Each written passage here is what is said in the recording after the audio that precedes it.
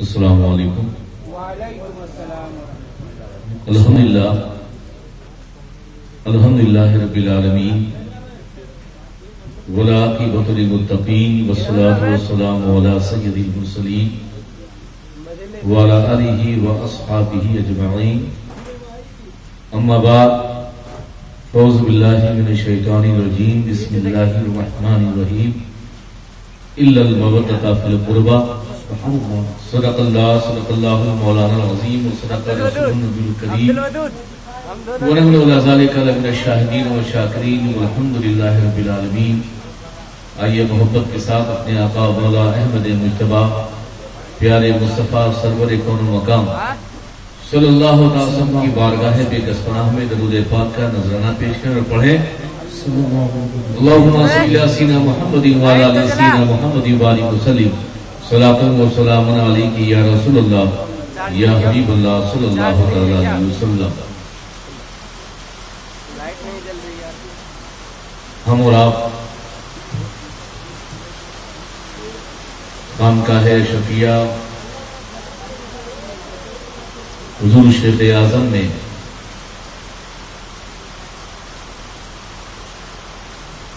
ہم شبیہ غوث اعظم اور عالم ربانی اور حضور سرکار کلام شیخ اعظم کے عرس کی تقریب میں حضور اشرف ملت کی سرپرستی اور صدارت میں اس محفل میں شرکت کی سعادت حاصل کر رہے ہیں.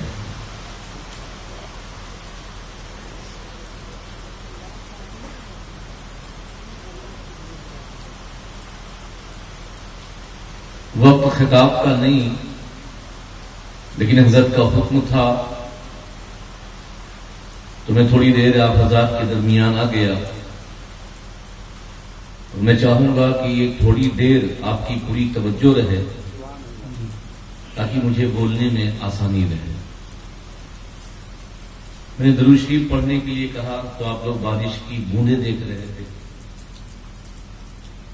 ایسا لگتا ہے کہ پہلی بار برسات ہوئی جو آپ دیکھ رہے تھے. جب آپ محفل میں بیٹھے تو آپ کی توجہ بولنے والے کی طرف رہے کیا کہہ رہا ہے تاکہ آپ سنیں اور محظوظ بھی ہوں اور عمل کی دنیا میں بھی آپ اپنے آپ کو شاندار بنانے کی کوشش کریں. آئیے ایک بار محبت کے ساتھ درود پاک پڑھیں. اللہم صلی علی سیدنا محمد وعلی آل سیدنا محمد وبارک وسلم. صلاۃ و سلام علیک یا رسول اللہ یا حبیب اللہ صلی اللہ تعالی علیہ وسلم. دو اشعار مولائے کائنات کی شان میں کہ زمین حق پر حسد سے شگاف مت کیجیے. زمین حق پر حسد سے شگاف مت کیجیے. یہ عمل حکم خدا کے خلاف مت کیجیے. زمین حق پر حسد سے شگاف مت کیجیے. یہ عمل حکم خدا کے خلاف مت کیجیے. علی کا بغض اگر آپ کی وراثت ہے. پھر سنیے گا کہ زمین حق پر حسد سے شگاف مت کیجیے. یہ عمل حکم خدا کے خلاف مت کیجیے. علی کا بغض اگر آپ کی وراثت ہے. علی کا مولود ہے کعبہ طواف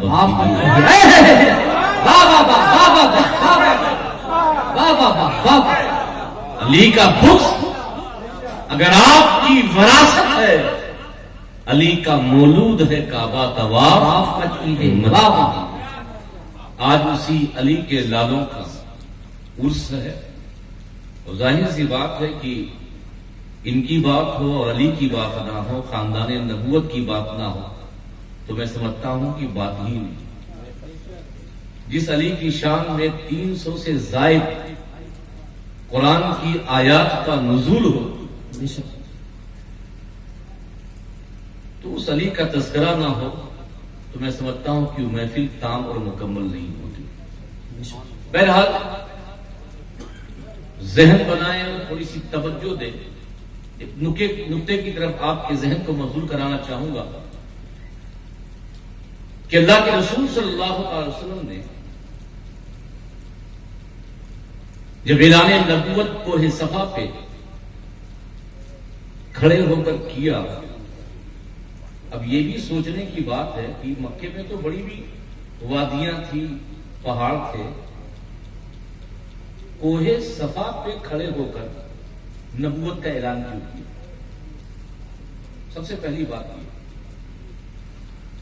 غار ہرا ہے، غار ثور ہے،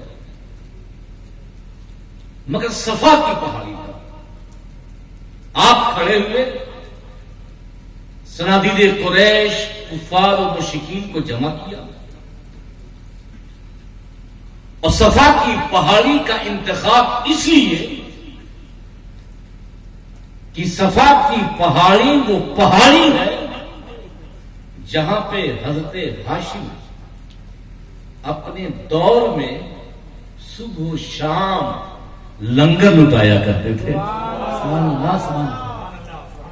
مکے کے غریب محتاج ہو یا کسی بھی علاقے سے آنے والا کوئی مسافر ہو، قحط سالی کا وہ دور تھا، مگر حضرت ہاشم کا دسترخوان کھلا ہوا تھا اور انتخاب اس پہاڑی کا اس لیے ہوا.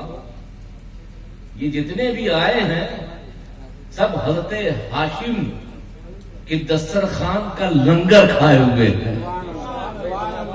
اب جو بات میں کہنے والا ہوں تو کم سے کم اس لنگر کا، اس نمک کا حق تو ادا کریں گے. تو بلایا اس جگہ جہاں حضرت ہاشم لوگوں کو کھانا کھلاتے تھے، لنگر اٹھاتے تھے، اسی مقام پر محمد مصطفیٰ نے اپنی نبوت کا اعلان کیا اور کہا میں اللہ کا نبی ہوں، اللہ کا رسول ہوں، بن دیکھے خدا کو مان لو. جن کو ماننا تھا مان لیے، جن کو نہیں ماننا تھا انکار کر دیا. یہی ہوا نا. دو جماعت بن گئی، ایک کو ماننا تھا اس نے مان لیا اور ایک جماعت انکاری تھی، اس نے انکار کیا، چلی آئی. مگر جن لوگوں نے مانا کیا وہ سبھی مسلمان تھے، سبھی مومن تھے؟ میں آپ سے سوال کرتا ہوں. جن لوگوں نے کلمہ پڑھا، بات میں ان لوگوں کی نہیں کر رہا ہوں جن لوگوں نے نہیں پڑھا، میں بات ان لوگوں کی کر رہا ہوں جن لوگوں نے کلمہ پڑھا. کیا وہ سبھی کلمہ پڑھنے والے مومن تھے؟ اگر آپ کہیں گے وہ سبھی کلمہ پڑھنے والے مومن تھے، اگر آپ کہیں گے وہ اللہ کی توحید پر ایمان رکھنے والے مومن تھے، اگر آپ کہیں وہ آخرت پر یقین رکھنے والے مومن تھے، تو میں کسی مفتی کا فتویٰ نہیں بلکہ اللہ کا فتویٰ ان کے بارے میں دے رہا ہوں جو قرآن میں دیا. وَمِنَ النَّاسِ مَن يَقُولُ قَالُوا آمَنَّا بِاللَّهِ وَبِالْيَوْمِ الْآخِرِ وَمَا هُمْ بِمُؤْمِنِينَ. یہ کچھ لوگ جو ایمان لانے کی بات کرتے ہیں کہ ہم اللہ پر ایمان لائیں، اللہ کی توحید کے قائل ہیں اور آخرت پر یقین رکھتے ہیں، یہ جتنے ایسی بولی بولنے والے ہیں، یہ بعض لوگ یہ جھوٹے ہیں، بے ایمان ہیں. یہ ایمان والے یہ ان لوگوں کی بات اللہ کر رہا ہے جس نے کلمہ پڑھا تھا. میں بات ان لوگوں کی نہیں کر رہا ہوں جنہوں نے نہیں پڑھا تھا. کلمہ پڑھا تھا اللہ کی توحید پر، اللہ کی یکتائی پر، انہوں نے اپنے ایمان کا اظہار کیا تھا، آخرت پر ایمان کا اظہار کیا تھا. مگر اس کے باوجود بھی اللہ فرما رہا وَمِنَ النَّاسِ مَن يَقُولُ قَالُوا آمَنَّا بِاللَّهِ وَبِالْيَوْمِ الْآخِرِ وَمَا هُمْ بِمُؤْمِنِينَ. آپ کہیں گے کہ ہو سکتا ہے کہ ان کا دعویٰ ایمان کا اللہ پہ رہا ہو، کہ ہم اللہ کو مانتے تھے، آخرت کو مانتے ہیں، وہ رسول کو نہیں مانتے رہے، رسول کی رسالت کا وہ انکار کرتے رہے ہوں گے، اس لیے اللہ نے انہیں مومن نہیں مانا، کافر مانا، منافق مانا۔ تو قرآن میں دوسری جگہ اللہ ارشاد فرماتا ہے نشہد انک رسول اللہ، کہ ہم گواہی دیتے ہیں کہ نبی اے محمد عربی صلی اللہ تعالی وسلم آپ اللہ کے رسول ہو، مگر اس گواہی کے باوجود بھی اللہ کہہ رہا انہ لکاذبون، یہ جھوٹے ہیں، یہ بے ایمان ہیں، یہ ایمان والے نہیں۔ اب آپ دیکھیے اللہ پر بھی ایمان، آخرت پر بھی ایمان، اللہ کے رسول کی رسالت کی گواہی دے رہے ہیں، کلمہ بھی پڑھ رہے ہیں، نماز بھی پڑھ رہے ہیں، مگر باوجود اس کے کسی مفتی کا فتویٰ نہیں جس پہ شک ہو جائے، بلکہ اللہ فتویٰ دے رہا ہے، اللہ فرما رہا ہے کہ یہ مومن نہیں۔ آپ سوچیں گے کہ کلمہ پڑھنے کے بعد بھی مومن نہیں، اللہ پر ایمان لانے کے بعد بھی مومن نہیں؟ تو صدیق اکبر نے بھی تو کلمہ پڑھا تھا، فاروق اعظم نے بھی کلمہ پڑھا تھا، عثمان غنی نے بھی کلمہ پڑھا تھا، مولا علی نے بھی کلمہ پڑھا تھا، عشرہ مبشرہ نے بھی کلمہ پڑھا تھا، 1.25 لاکھ صحابہ کرام نے کلمہ پڑھا تھا، اور یہی کلمہ پڑھ کے تابعین، تبع تابعین، اولیاء کرامین آج تک لوگ مومن ہوئے، اور جب بھی مومن ہوں گے اسی کلمہ کو پڑھ کر۔ مگر بات کیا ہے کہ کچھ لوگوں نے کلمہ پڑھا تو اللہ ان سے راضی ہو گیا، وہ اللہ سے راضی ہو گئے۔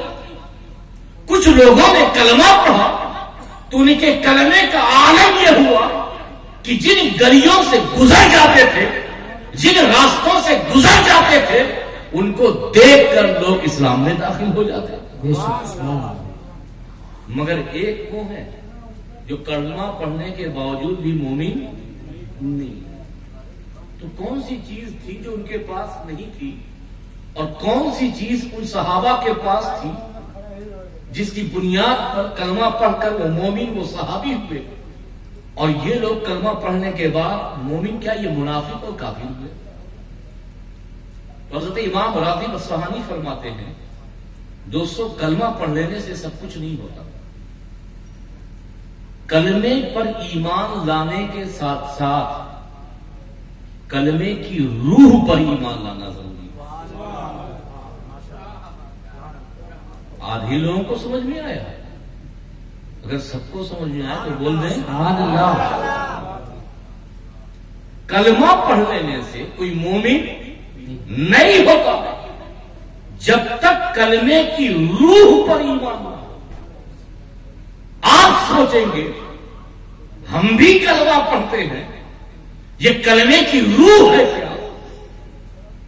یہ کہیں اور سمجھنا پڑے گا، کہیں اور جاننا پڑے گا، کسی سے اور معلوم کرنا پڑے گا کہ کلمے کی روح کیا ہے جس کو پڑھ لیں تاکہ مومن ہو جائے۔ تو امام راغب اصفہانی فرماتے ہیں کہ کلمے کی روح یہ نبی کا معجزہ ہے۔ کیا ہے؟ نبی کا معجزہ۔ منافق جب نبی سے کسی معجزے کا واقعہ سنتے تھے فوراً انکار کرتے تھے، تھوڑی ہو سکتا چاند لوگ ٹکڑے ہو جائیں، تھوڑی ہے، انکار کرتے تھے، مانتے ہی نہیں۔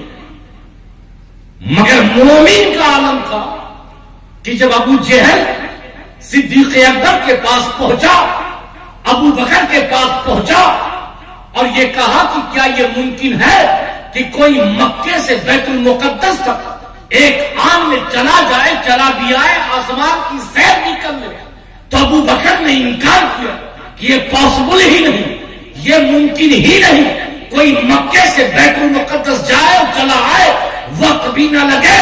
تو ابو جہل نے کہا تمہارے یار نبی اکرم صلی اللہ علیہ وسلم کعبے کی دیوار پر اپنے دوستوں اور ساتھیوں کو، غلاموں کو یہی کہہ رہے ہیں۔ تو ابو بکر نے سیدھے یہی جواب دیا تھا، اے ابو جہل کیا یہ بولی میرے مصطفیٰ کی ہے؟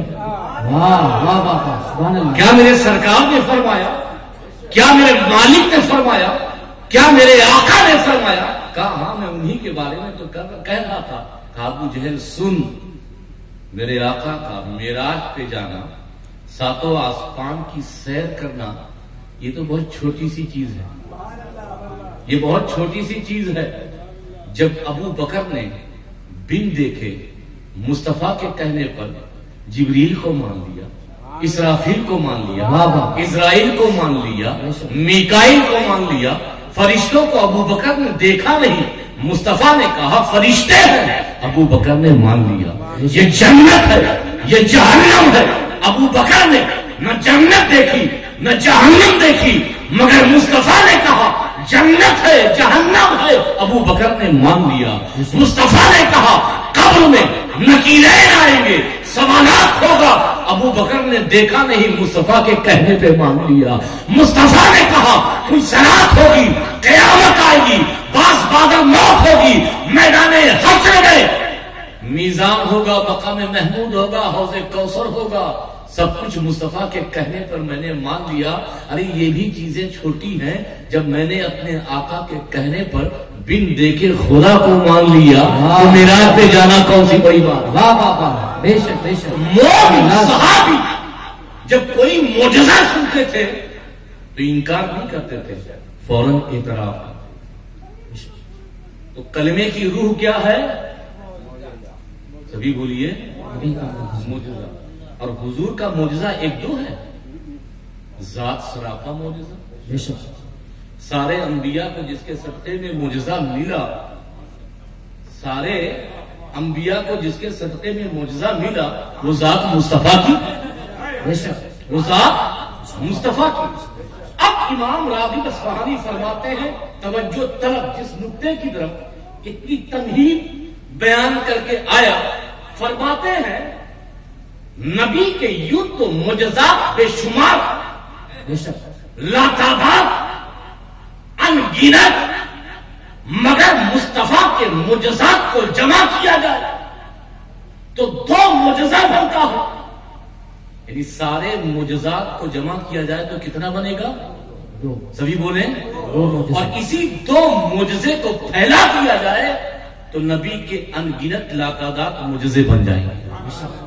تو سارے معجزات کی اصل دو معجزہ، ایک معجزے کا نام ذات مصطفیٰ ہے اور دوسرے معجزے کا نام خاندان مصطفیٰ ہے. بے شک. کلمے کی روح نبی کا معجزہ، نبی کے معجزات کی اصل ذات مصطفیٰ، خاندان مصطفیٰ.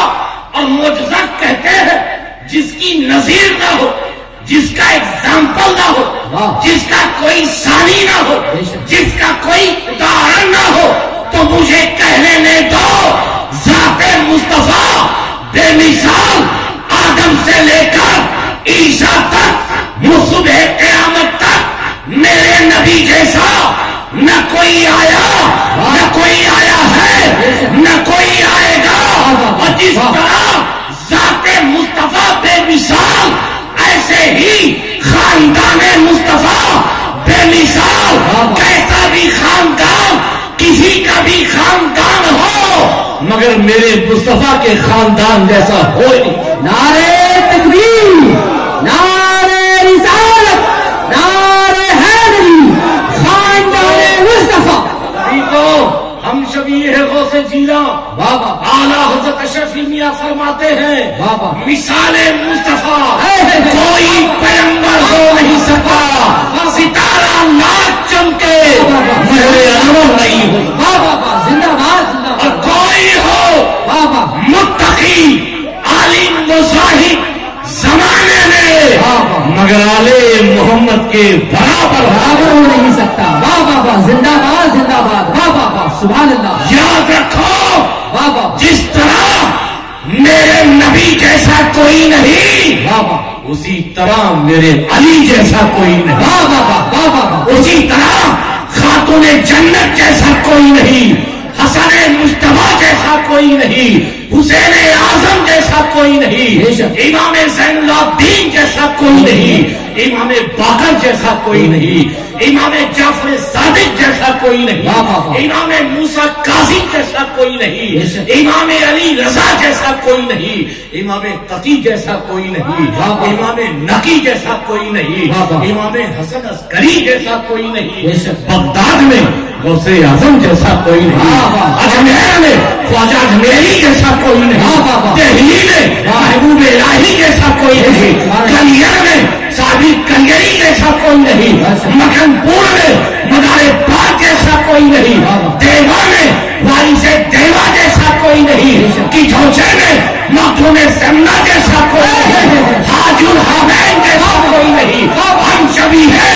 غوث اعظم جیسا کوئی نہیں، عالم ربانی جیسا کوئی نہیں، حضور سرکار کلا جیسا کوئی نہیں، اور حضور شیخ اعظم جیسا کوئی نہیں۔ نعرہ تکبیر، نعرہ رسالت، نعرہ حیدری، خاندان اہل بیت، خاندان اہل بیت، خاندان مخدوم پاک، خاندان مخدوم پاک، حضور اشرف ملت، حضور مجاہد اسلام، حضور مجاہد اسلام، نعرہ تکبیر، نعرہ رسالت۔ یاد رکھو جس در پہ بیٹھے ہو وہ صرف پیر نہیں، بے شک بے شک، وہ صرف پیر نہیں ہے بلکہ تمہارے کلمے کی روح ہے۔ واہ واہ واہ واہ واہ، تمہارے کلمے کی روح ہے، اگر اس روح پر ایمان تب تم ایماندار ہو، اگر اس روح پر ایمان نہیں، لاکھ کلمہ پڑھو، لاکھ نماز پڑھو، لاکھ روزہ رکھو، لاکھ لوگوں کو دس دیتے رہو، بخاری کا دو، فتوا دو، تبلیغ کرتے رہو، کتنے اچھے کام تم کرتے رہو، سارے کام تمہارے منہ پہ مار دیے جائیں گے جب تک تمہارے دل میں کلمے کی روح پر ایمان نہیں۔ واہ واہ واہ واہ واہ واہ واہ، بے شک بے شک۔ ایک جماعت تھی جو حضور کی تعلیم پہ عمل کر رہی ہے، انہیں حضور سے کیا مطلب؟ ایز اے ٹیچر ہے، وہ ٹیچر سے محبت تھوڑی کی جاتی ہے، ٹیچر کی باتوں کو فالو کیا جاتا ہے، مانا جاتا ہے۔ حضور ٹیچر ہے، معاذ اللہ خود کا ٹیچر ہو گئے، حضور کو ٹیچر۔ تو کلمے کی روح نبی کا معجزہ، نبی کے معجزات ذات مصطفیٰ، تعلیمات مصطفیٰ پر تو عمل ہے۔ نماز دیکھیے اس سے زیادہ کوئی پڑھے گا ہی نہیں، اتنی محنت سے کہ گھر سے 40 دن کے لیے نکل جاتے ہیں۔